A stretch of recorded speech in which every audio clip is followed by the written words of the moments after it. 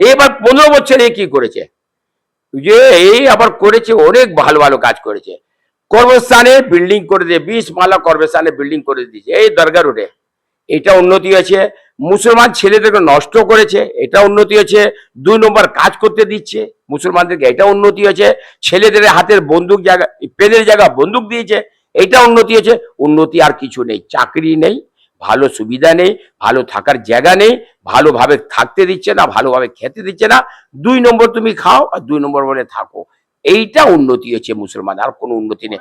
মুসলমান যদি বলে দেয়, সত্যি বলে দেয়, আমি মাথা ঝুঁকিয়ে নেবো, যে বলবে না মুসলমান উন্নতি হয়েছে, কোনো উন্নতি হয়নি, শুধু ঢপবাজি করেছে, শুধু 2 নম্বর কাজ দেখিয়েছে, আর কোনো উন্নতি হয়নি মুসলমানের। মাদ্রাসা নিয়ে তারপরে এত আচ্ছা, মাদ্রাসা পয়সা খেয়ে নিছে, জানো তো, মাদ্রাসার লোক এখানে আন্দোলন করেছিল, মাদ্রাসা পয়সা খেয়ে নিছে।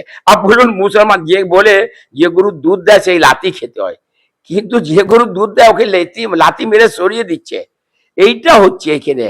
আপনি বলুন এই জিনিসটা, মাদ্রাসার লোক আন্দোলন করছে যে আমাদের হিস্সাটা কোথায়, আমাদের পয়সা কোথায়, তাহলে এই এই উন্নতি মুসলমানদের আছে।